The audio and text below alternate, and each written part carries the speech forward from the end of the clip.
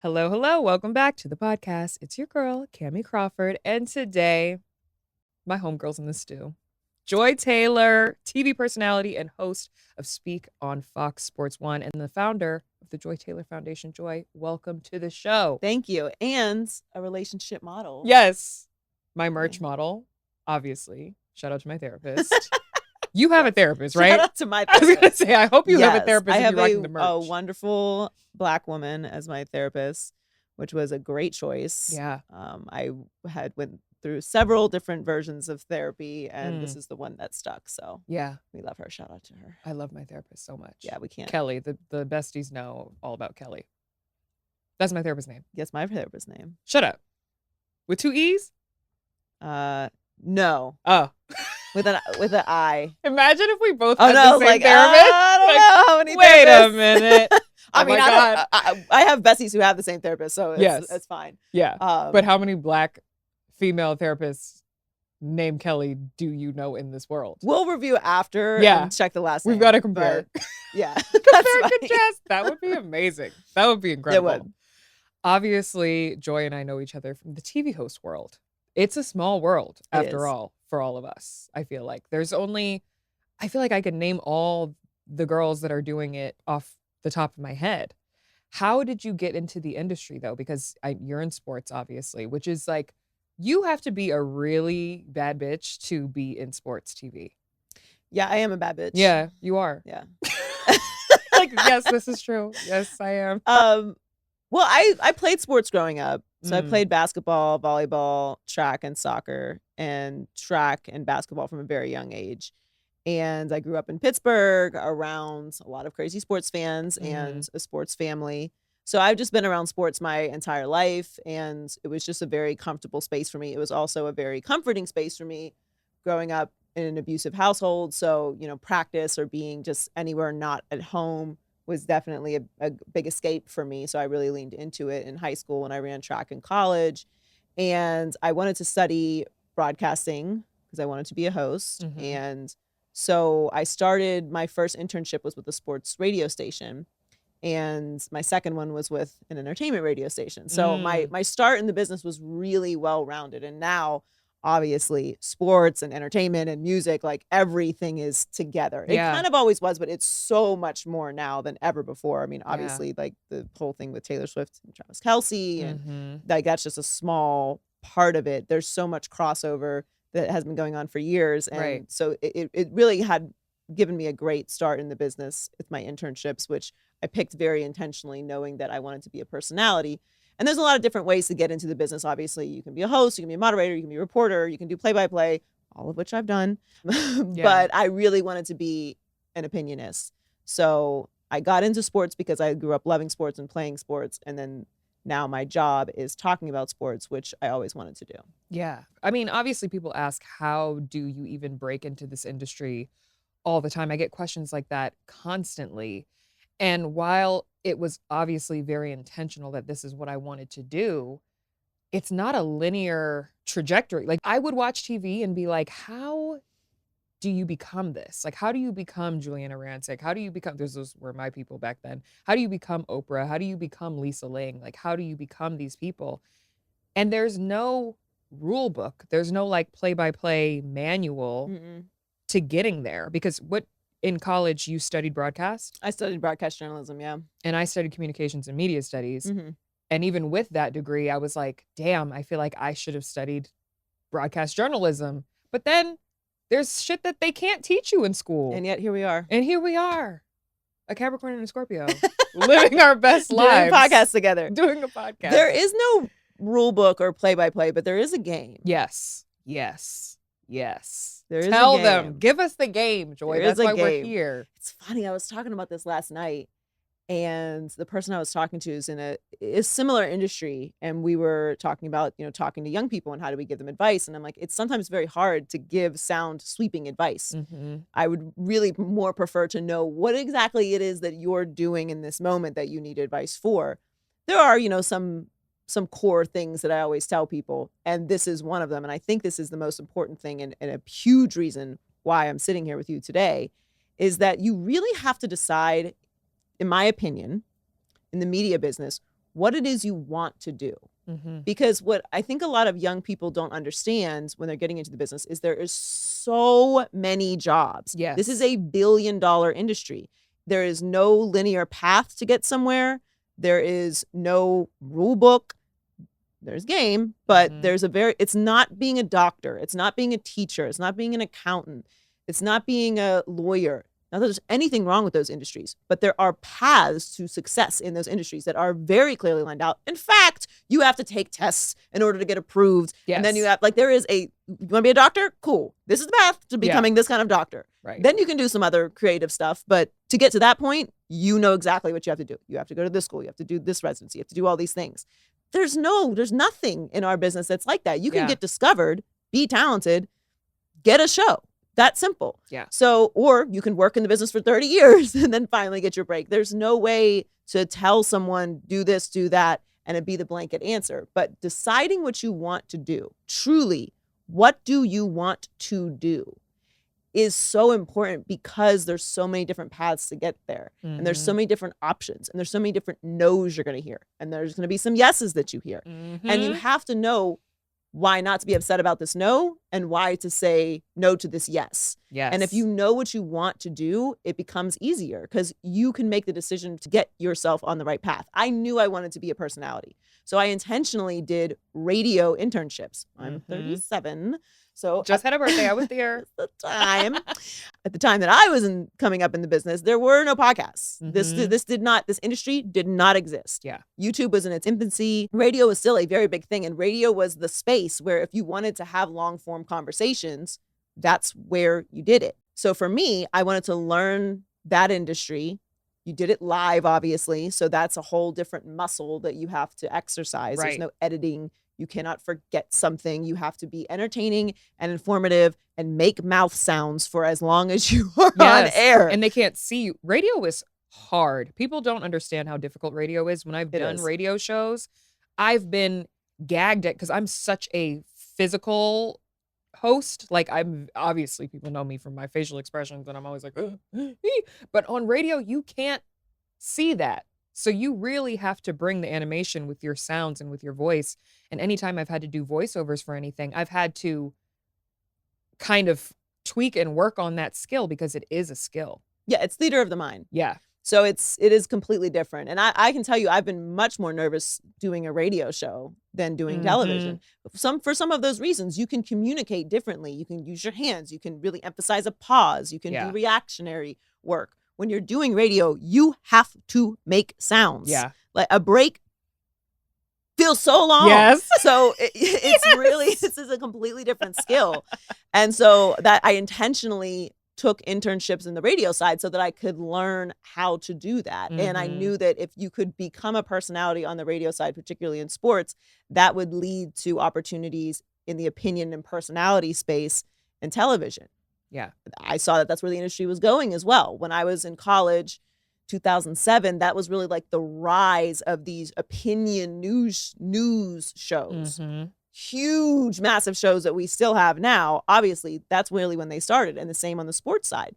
So the industry was shifting in that direction anyway. We already can get the information quickly. We don't need to wait for the newspaper to get the box score. Right. You don't have to watch SportsCenter. You have Twitter, you have social media, you have the internet, so you can get the news. Okay, I have the news. What does everyone think about the news? That was the evolution of the industry. So if you know what you want to do, if you want to do play-by-play, if you want to be a moderator, if you want to do opinion, if you want to be in the booth, if you want to do sideline reporting, if you want to host a podcast, if you want to do sports gambling, if you want to do feature reporting, there's so many different jobs, and it can be scary for young people. I'm sure there was a time for you too where you were unsure about what you wanted to do and what you really wanted your job to be. Yeah.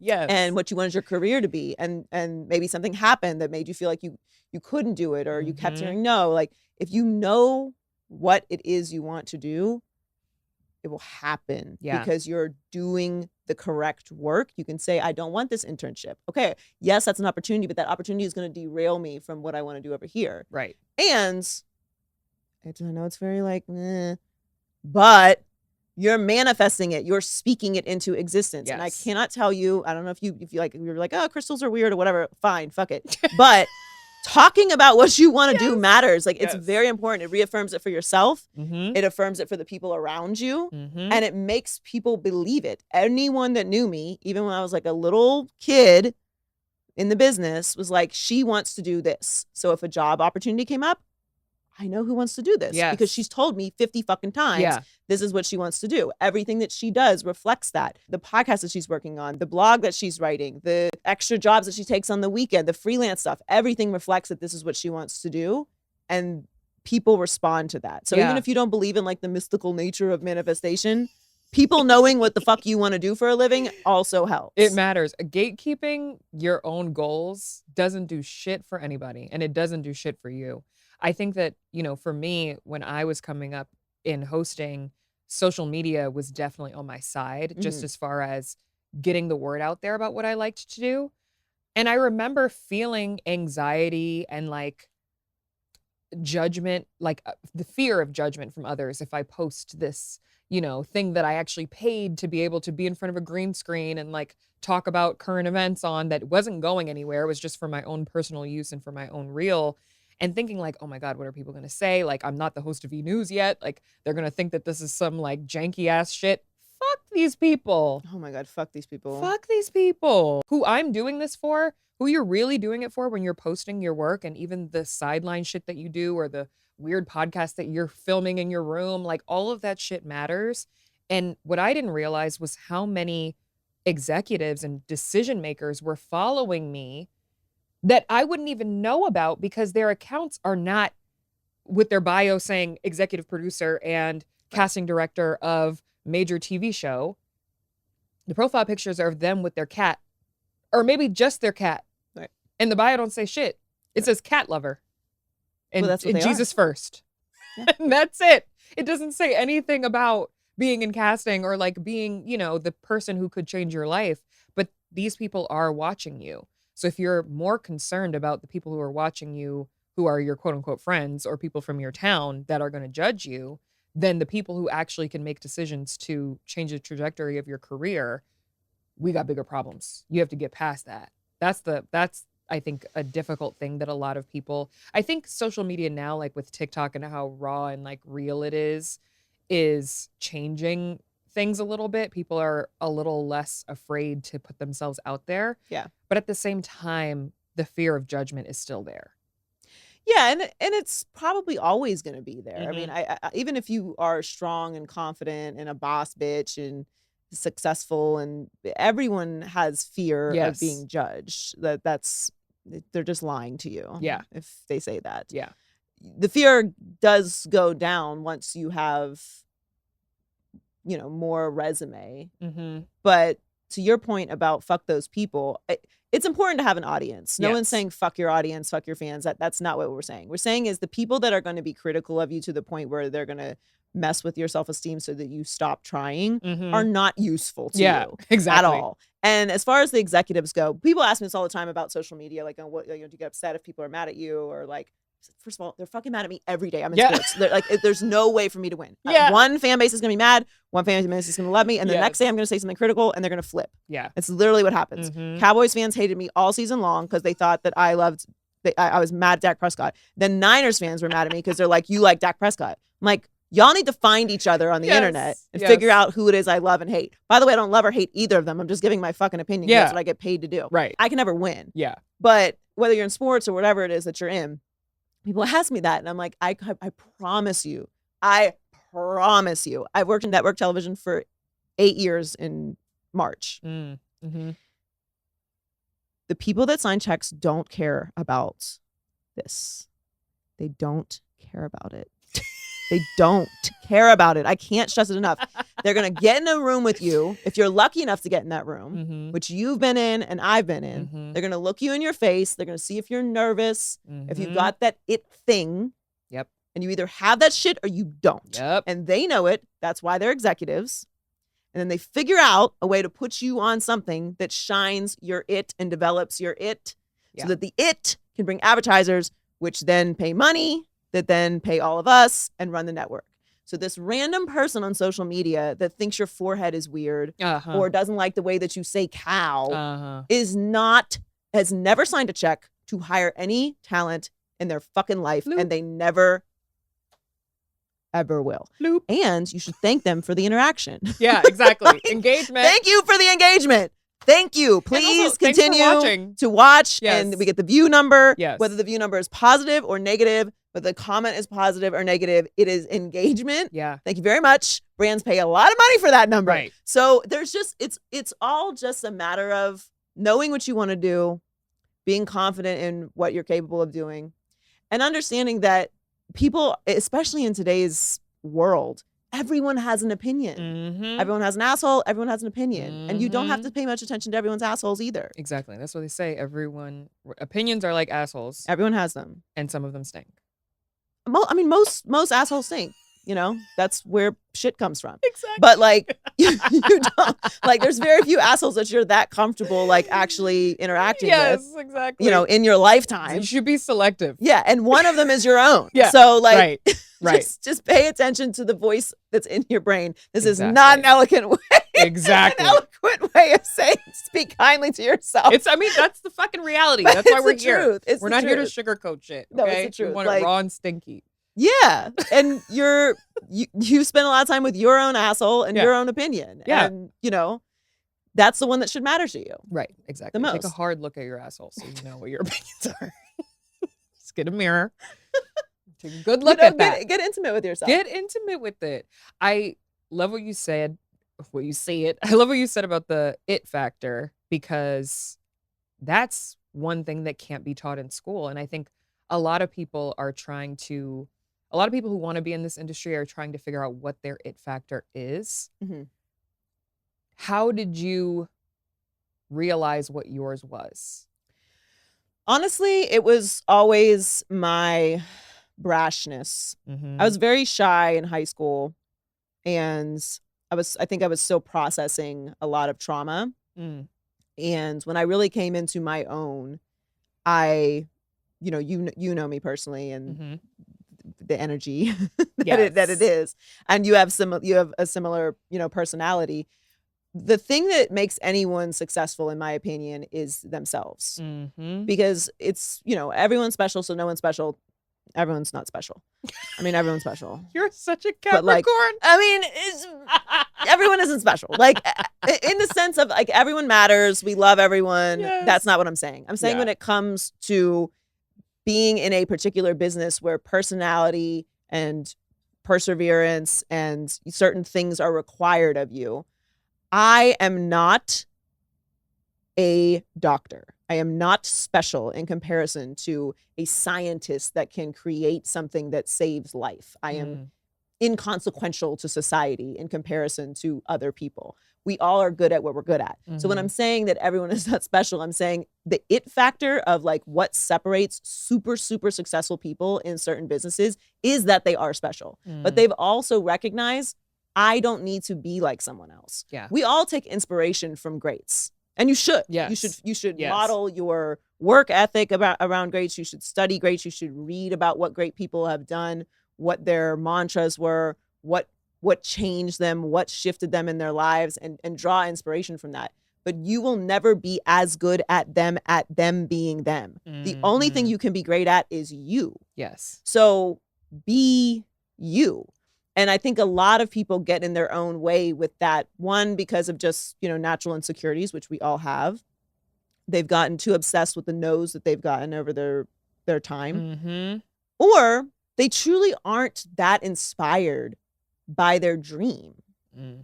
And that's why I go back to saying, know what you want to do. Because anytime you've been around people who, I mean, we're doing great things, but we've been around people who are, like, truly touched. Yes. Like, they're, like, Yeah. God has meant for you to change this planet. And the feeling that you have around those people, the energy that those people spread around anything that they do, and particularly the thing that they do best, cannot be duplicated. Yeah. And that's why I say, like, everyone is not special, because we're all special at what we are supposed to be special at. And when you get into a business where there's so many different options, people try to be too much. Yes. Yes. And it's really hustle hopping is what I call it. Mm. Like, oh, you have this job, I can do that. Yeah. Okay. Can you? Like, okay. I mean, you are technically doing it, but you're not good at. You're not even Yeah. average at it. But you could be great at the thing you were meant to do. Right. And that's not shade. There's lots of things I'm not, well, there's a few things I'm not good at, but There's like one thing that I'm not great at. I'm like average at most things. Some of them I'm not great. No, but I know what I'm not good at. Yeah. And I know what I'm not passionate about. And when I have had the opportunity to do those things, I haven't been great at them. And I'm like, okay, I could do this and be okay. Yeah. And this would take up time and energy and space in my career, my life. Or I could do the thing that I want to do, that I'm passionate about, and I am special at. Yeah. And meant for. And so, yeah, I mean, I think that's what gets in a lot of people's way. Yeah. Yeah. You can do the thing that you are actually good at and be great at it. And be great. Trying to be good at a lot of things and failing at them. I think, yeah, same for me. I was hoping that you were going to say that because that's exactly my advice. And it always sounds cliche. And I feel like the people that have asked me for like mentorship, which I don't have time to do, I'm so sorry. I would love to, but I don't have time in my schedule to like actually be somebody's good mentor. Scorpio and me, I'm like, it's all or nothing. I have to either be the best fucking mentor that I could be, or I have to not be any of it and just talk about it on this podcast with Joy Taylor, which is, this is me doing what I'm supposed to do. I feel like people are always asking me that. And I always say, just be you. Like that is your power. That's what I did. I just made a decision. Like I'm going to just be myself and pray for the best and pray that books me a job. And that is exactly what happened. People saw me being me. Mm-hmm. There are so many other people on the internet and on TV who are busy trying to be somebody else. That is what separates you. It is your candor. It is your authenticity. It is like your genuine nature and your real opinions that separate you from homegirl trying to pretend to be, you know, a reporter that doesn't actually feel anything in connection to what it is that she's talking about. So I'm glad that we're on the same page as always. Yeah. And it's not shade. Yeah, no, it's not. Because I'll just speak for myself. When I started out in the career, I thought that's what my career, I thought that's what you had to do. Yeah. Like I need to be what already exists. Or I need to wear my hair this way, or I need to, kind of impersonate this person that's already successful. Mm-hmm. And especially if you're in a male dominated business, because there are not a lot of examples of women for the men who are the default, who make the decisions to look to and say, oh, okay, yeah, that makes sense. I've seen that before. She works there. Mm-hmm. She does a good job. You're kind of like her. That works.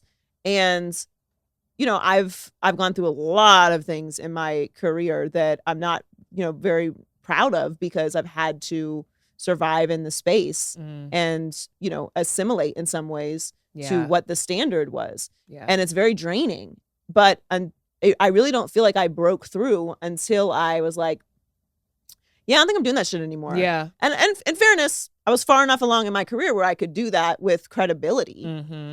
But it's, it's a journey to find your voice. Mm-hmm. But and you are right. It is a cliche thing to be yourself. Like obviously there's more to it than being yourself, which is why I said there's a game. Right. Be yourself, but be yourself, in the right way. Yeah, exactly. That makes sense. Like be yourself strategically. Strategically, yes. Be yourself. Yes. On air. Yeah. Don't be stupid. Don't be stupid. But be yourself. Don't take auntie's advice like literally all the time. Right. Exactly. No, I do think in certain businesses it does actually help. Yeah. To just be yourself all the time. We're speaking like around in circles here, but who this is meant for will register. Yeah, it's gonna reach the right audience. It'll make sense. Yeah. But I know exactly what you mean, because even when it comes to like our hair, like, I know you switch it up all the time, but I'm sure for you, similarly to me, there was a time when you didn't feel like you could just wear your hair however you wanted on TV. Things have changed. Like honestly, the game right now, if you're trying to get into hosting, I feel like it's a good space to be in, because even when you were starting out, when I was starting out, having an opinion was just becoming popular. Yeah. Because like being that, cookie cutter host that was the norm. That's what they wanted, to get to the next thing. Like let's keep running through the prompter without, insert ad lib opinion here or whatever. Like I feel like that just became popularized and normal. Because you weren't supposed to be the story. Right. You were not the story. Mm-hmm. And that was pretty common even in the entertainment space. So for sports, that's almost always the case. And in my opinion, it's skewed like a bit too far. I don't want to be the story. Yeah. I want to have my opinion, but I don't want that to become a narrative that, skews someone's career. This is just what I think based off of my experiences and my knowledge and my research and all of that. But yeah, it's completely changed now. Personality is everything. Yes. And even if your personality isn't a massively big personality, it does sometimes the most like muted personality, so the most interesting, unique personality doesn't always have to be over the top. Right. Exactly what you are works. So it's, hair and how you dress and there's so many things that have happened. I've been in the business for, I think, I'm trying to do math here on the fly. Since 2007 was my first internship. So it's 2024. So you do the math. I think it's 17 I years. can't. I think it's 17 I'm really years. bad at math. I'm like, you said you do the math. I'm like, not me. Yeah, I think it's 17. And there was a time where nobody wore curly hair. Yeah. It was, you had to straighten your hair. And it couldn't even like really be straight. It had to be straight with extensions. And then we would do those curls that we didn't separate. Oh. And the big, we would wear those big plastic necklaces. Oh, the statement pieces. Yeah. Of course. Yeah. I just threw mine out like 2 years ago. Yeah. I still have a few. These could come back. Yeah. They're going to come back. They're going to come back. I'm going to be so sad. It was such a time. Such a time. But yeah, that was the look, no matter what version of television you were doing, whether it was news or sports or entertainment or whatever. Yeah. And you were never too sexy. The God forbid you have tits. God forbid you have an ass, which was never a problem for me. But you can't be like a woman on television. Yeah. Which I've pushed back on enormously. I no longer apologize for being a woman. I'm a beautiful woman. Sorry. I'm not sorry at all. Yeah. At all. But like it's so wild to me. Like occasionally I'll wear, I don't know if you get this, but I have, you can't tell in this sweatshirt, but look at any Instagram picture. I have big boobs. And sometimes I'll wear something that another host has worn on, like, even on our network, and it doesn't look the same. So like people get upset about it. I'm like, this is literally my body. I don't know what you do. Like, this is clearly an approved item. Yes. Like, this person's wearing it and it's professional looking. Right. And on me, it's also professionally looking. It just also, it has more human body parts to fit into it. And I think you guys are going to be okay. Yeah. I think everyone's going to be okay. You're like, my eyes. But if I wear a fucking shoulder, have you gotten this? No. I mean, if you show just the tiniest lips, just like the slivers of a clavicle. Scandalous. The way that people are like, are you on the pole today? I'm like, girl, you haven't never been to a strip club in your life. Yeah. What do you think that they're wearing off the shoulder? I mean, like, cute moment, I guess. An like off the shoulder. Yeah, like an off the shoulder moment. Slinky. It doesn't matter. I can wear something that has this insane cleavage. No one will say anything. But if I have a shoulder out, I mean, I would not have guessed that the shoulders clutching of the pearls in sports are guys, just a little shoulder. We relax. Risque. Honey. Oh my God. That's so funny. I think I have the opposite problem because on Catfish, people are so used to me wearing a sweatshirt and jeans that when I post on Instagram with my normal bad bitch regular scheduled programming, they're like, I've never seen you like this before. I've never seen that. Wow. I've never knew that you, first of all, and I honestly get offended because I'm like, I had to tone down my wardrobe for Catfish. I was actually told to, dress appropriately for the job. We're going to the middle of fucking nowhere half the time. Right. I don't need to be, in the latest La Pointe. I don't need to be in like, head to toe Hermes. Not that I have that, but like, if they want to send it to me. I'm not a fashion girly on the show, although people do really love my outfits on the show. It takes the least amount of effort for me to get ready for an episode. Yeah, it's not the tone. It's not the tone. Yeah. You have to be appropriate. Yeah. So when they see me outside of my work clothes, people are in shock. It's speechless. I don't know why, because I'm a baddie. I'm a baddie. Yeah. I feel like I have to make the a face PSA. part doesn't decline even in the toned down. Thank you. Attire. I try to focus on that. I love your filter. Your filter videos are the fucking funniest to me. I love that. First of all, filter police, shut the fuck up. Seriously. Shut the fuck up. They're so annoying. Well, for me, I'm like, guys, this has always been my bit on the filter police. Guys, if you're upset about it, first of all, go fuck yourself. Right. But second, turn the television on. And I'm gonna say something that's gonna be really revolutionary. Television cameras do not have filters.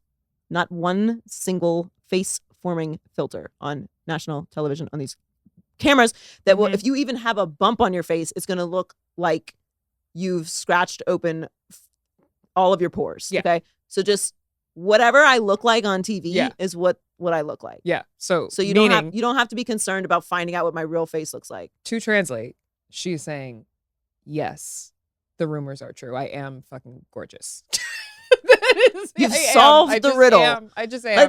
They're like, well, like I wonder what she looks like without a filter. Well, I don't wonder. I don't know how you could wonder that. I don't know how you could wonder that. There's hundreds of hours worth of television that you can watch so you can see.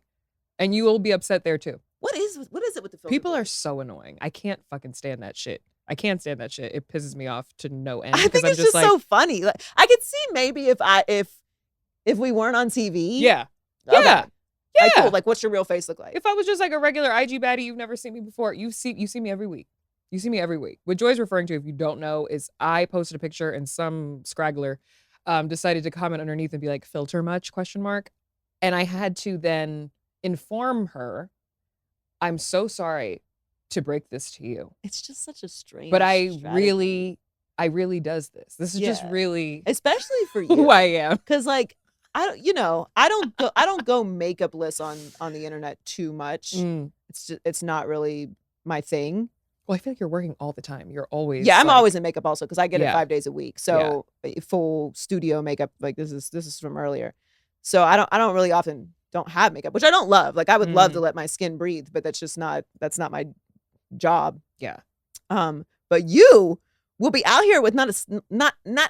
All the time. Okay, just moisturizer. Eating bitches up. I'm like, why? Of all the people on the internet to comment about filters, like, huh? Because they want something to be mad about. They want something to be mad about. And pick it's really, something else because I mean, it's just not. It's not hitting the way you want it to. It's not. You're gonna miss every single time. You're reaching and touching nothing. But anyway, so we have some people who need some advice on how to break into the industry. Perfect. And I know we have advice to give them. So you do. Here we go. All right. Someone was asking, they said, hey, I would love to know how to get into the TV industry if you can help. I always wondered if I needed any sort of qualification in media, but I currently study business in college. I'm in the UK. Thank you. Do you feel like a degree in broadcast journalism or communications is vital to a career in hosting? Only if you want to do news. If you want to do news, you pretty much have to have a journalism degree. Yeah. That's just, especially not even local or national. Very rarely are you going to break into that part of the business without some sort of journalism or, broadcasting training or degree. That's just a, specific requirement for that part of the business. For sports, for entertainment, for kind of any other kind of correspondent or digital type of show, you don't need it at all. Yeah. It's really, the business has changed completely. Yes. There was a time where they weren't going to hire you unless you did. But you can get in the door now. You can completely start your whole career on social media. I mean, they are looking for social media creators and personalities. It's where the entire world is shifting. Right. And you can start all of that for free. And you don't even need equipment. You can just do it on your phone. You don't need anything. Yeah. And if you did it, you can get it on Amazon for get the little extremely affordable. Yeah, get a ring light. Get a ring light. I will say that. You do need equipment. Get a ring light. Please, for the love of God, get a ring light. They're so affordable and invest in yourself. Okay. Yes, get a ring light. But other than a ring light, you don't need anything. Right. So yeah, you don't need training. I mean, I love my degree. I loved my time at school at Barry. I feel like my education there really set me up for success. But if you're not in a position to do that, that shouldn't be a deterrent to try and get into the business. You can do it on social media. You can do it on YouTube. You can do it on TikTok. You can do it on Instagram. You can do it on Snapchat. There's so many different platforms that you can use and create your personality and create your brand. Just build the show you want to do. Yeah. Build the show you want to do on social media. Yeah. I think that's good advice.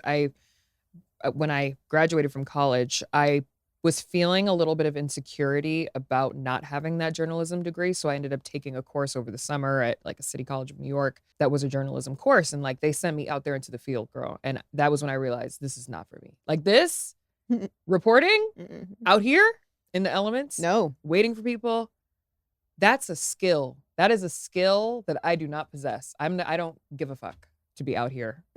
Outside of this you see courthouse me in right the studio now. every day with my heated blanket and my coffee. That's why I say I don't refer to myself as a journalist. I think that journalism is it's a lost art, first of all. And I think journalists have a responsibility to the public to be as unbiased as they possibly can, to do proper research, to give real news to people. And news is a the cornerstone of democracy. Yeah. So when someone's like, "Oh, you're a journalist," I'm like, ugh. Yeah. You're like, but but I am trained as a journalist, but I don't practice, if you will. So I feel you. But like, if that's not what they're trying to do, that's what I'm saying. Like, if you really want to be a journalist, if you really want to work in news, if you really want to work on that side of the business, you do need a degree. Yeah. Aside from the fact that they're going to want to ask for it, they're going to know that you can do that. Knowing what journalism is and how to research and how to do those interviews and going through that process is essential for that part of the business. Yes. But everything else, I think you can break into without it. I agree. It's a skill set. It is a skill set. Someone said that I had mentioned in one of my episodes that I had learned with a coach how to stop thinking like a pageant girl and start speaking my mind. They said, I always wanted to ask what type of training that was. Would really appreciate your response as someone who is shy in the public and who is tired of it. Totally understand you. I had a TV hosting coach. I don't know if you had any type of coaching outside of school training. I don't want to forget anyone. I mean, I never did anything formal. I've had a lot of mentors, a lot of notes, a lot of trial and errors, a lot of tests, things like that. Yeah. But I don't think I've done anything formal outside of college. Yeah. I got a coach. Thankfully, her name is Barbara Abel. Shout out to you, Miss Barbara. She's the best. I actually met her when I failed an audition for E! News that I was not anywhere near prepared for, ready for, nothing like that. Somebody that I knew who knew that I wanted to be a host connected me with her. They were like, she's having this audition for hosts. Like, you should do it. I get the script. It's for E! I'm shitting my pants. I literally am on my way to the audition, crying in the cab, calling my mom and grandma on the phone like a prayer line. They prayed for me on my way there, and I'm crying on my way to this audition. Long story short, get to the audition, finish it out, and my coach, she then became my coach. I didn't know her at that point. She turned off the prompter, and she was like, sit down. I was like, fuck me. I'm done. And I sat down and she was like, I think that you are incredible. I think that you have the it factor. I think that you are the next Hoda Kotb, she said, which I was really like, oh my God, Hoda. And she was like, and that's why I'm not going to submit this audition. And I was gagged because I was like 22 at the time, I think. And of course, in my mind, I am the next Hoda Kotb. Like, of course. When I was at that age, you couldn't tell me shit. Like, hello. You couldn't tell me I wasn't the best fucking thing that television had ever seen, yes. honey. What? I'm ready for anything. I was not.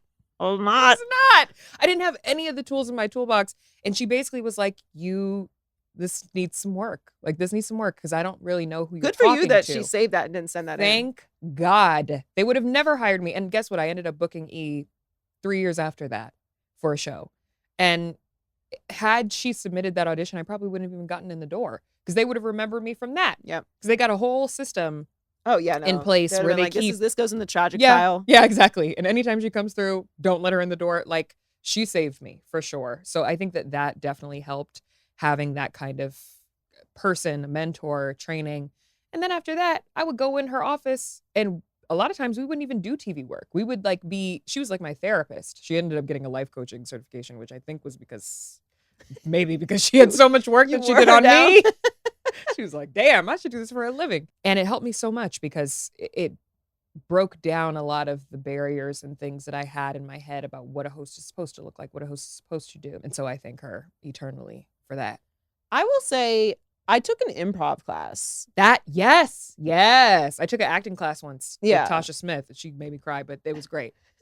I took an improv class I want to say it was my second year in LA. And I had done radio. I mean, I did a 4-hour sports talk radio show in Miami before I came to LA. So I was out of my shell, but doing live television is a different thing. Yeah. And 2.5 hours of a live debate show will keep you on your toes. Mm-hmm. And I really wanted to learn how to keep spinning things forward, Mm-hmm. like how to not stall. Yeah. And I'm pretty funny, Mm-hmm. but improv is really about not saying no. Yeah. And that's really what it trains, especially like the beginner level. It's just getting the training to keep a conversation going, to Right. keep the bit going. The Don't yes say and, yes right? and. Yeah. Mhm. So if someone says this is a clock, you're not like, oh, that's not a clock. Yeah. Like, okay, great. Where's the bit go now, dummy? Yeah. That's a clock. Wow, what a beautiful clock. I can't believe your grandmother gave it to you. Yes. Yeah, my grandmother, she made it with her bare hands. Her bare hands and her feet. Your grandmother uses her feet. Yeah. You have to keep the bit going. Yeah. And, it's not like, in my opinion, proper comedy training. I think most stand-up comedians would be like scoffing at this. Mm. But a lot of the people that I was in the class with were salespeople, Mm-hmm. people who were, in life coaching or something similar to that. Like want to develop their business more, want to be able to interact with clients more. Some people were trying to get into the acting or, comedy business. And some people were just like, I just am shy Mm-hmm. and I hate this. And I'm forcing myself to do something that will kind of embarrass me, but we're all here getting embarrassed together because Yes. we don't know what we're doing. And we do these ridiculous, practices and exercises that we all feel dumb, but it loosens you up a little bit. Mhm. And, it's not a big lift. It's like once a week for, I don't know, 10 weeks or something. Yeah. And, maybe you'll meet some new people, or it'll just help you build that muscle more. So if you Yeah. don't have the opportunity to have a talent coach, or because, there are some people out here who are like, Yeah. Cuckoo bananas. not I've talent had coaches. them. Like they're Yeah. not, I don't know what they're coaching. Yeah. So you got to find the right one for sure. Yeah. But if you don't have the opportunity to do that, or you're not in a city that has that, or, one of those things, taking an improv class or something like that will kind of help you break out of the just being okay saying wild shit out loud. Mm-hmm. That will, for me, I think is like the easiest way to try something new Yeah. and shake up your pattern a little bit. That's great advice. Take an improv class, y'all. Yeah. Look at your butthole tonight. Sign up for an improv class. Yeah. And fuck those people. And on fuck the those internet. people. They don't know what the fuck they're talking about. Joy, where can everyone find you? You can find me at Joy Taylor Talks on social media. That's my handle for everything. And on Speak, weekdays on FS1, 4:30 p.m. Eastern, 1:30 Pacific. And you can check out my foundation, Joy Taylor Foundation. We work with domestic violence survivors and awareness, homelessness advocacy, which is obviously a massive problem in California and Los Angeles, Mm-hmm. and youth empowerment. And yeah, we'll have some more fun, exciting stuff coming up soon as well. Some little Ooh. teases. Can't say what yet. That's the other thing. Don't tell everybody about the good things happening to you. Wait until until everyone can find out at the same time. Wait till it's done. Yeah, like Wait till the ink is dry. Yes. And then it's like been on the table for a couple Yes. hours. Then you can tell people. Nothing is final until it's final. That's Yeah, what don't tell people. Yeah, don't tell tell people people. shit. Because you're going to be fucking shocked and surprised when the pilot or whatever that you were working on gets canceled or pulled at the last minute. But also, like, everybody doesn't want good for you. Yeah, And right. that's really, Right. that's a hard thing that I've learned. Mm-hmm. And I'm still learning in my career, like now, Yeah. being in the business as long as I have.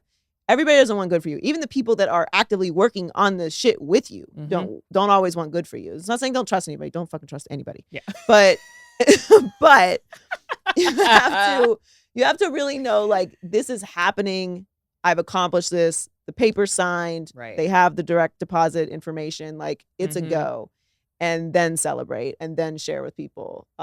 Because it's obviously gets exciting to announce things to people and share things and little wins too. Yeah.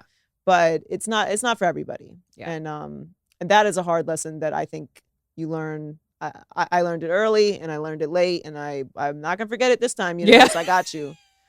Trust, no, Like, bitch. Do not Lock it up. do it. Don't do it. not do it. I've Don't seen do people it. swipe jobs from underneath people's feet. So just shut your fucking mouth. Post your work and shut your fucking mouth. And don't work in silence. If you did that shit, you did that shit. Yes. She didn't do that shit. He didn't do that shit. Your boss didn't do that shit. You did that shit. Listen. We could talk about this for Yeah. like 3 hours. I'm giving you the game now. Yeah. Like, I guess there's a lot Game of points. is There's a lot free. of points. This is free game. Yeah. You did that shit. Yeah. If you made that, you cut that, you edited it, you shot it, you marketed it, and it's a success, and they get in the room like, this was an amazing thing. And that bozo in the corner that like gave you one note on it starts to take credit. Right. That- No. Speak up. Thank you very much for giving me the attention that I deserve for this incredible accomplishment. Yes. I worked very hard on this. Thank you for that one note that you gave me on the Yeah. thing. It was very helpful. Thank you for telling All me of what the other font to work that use. was done by me was clearly great, and I appreciate that you recognize it because I worked very, very hard on it. And, you know, I think that I'm excited to work on the next project with everybody, but I did that. Excellent Capricorn advice. Yeah. That was very on brand. I love that. Don't let other people take your shit. All right, I'm done with the game. That's it. I love you. Thank you for coming on. Love you too. Thank you for having me. Bye.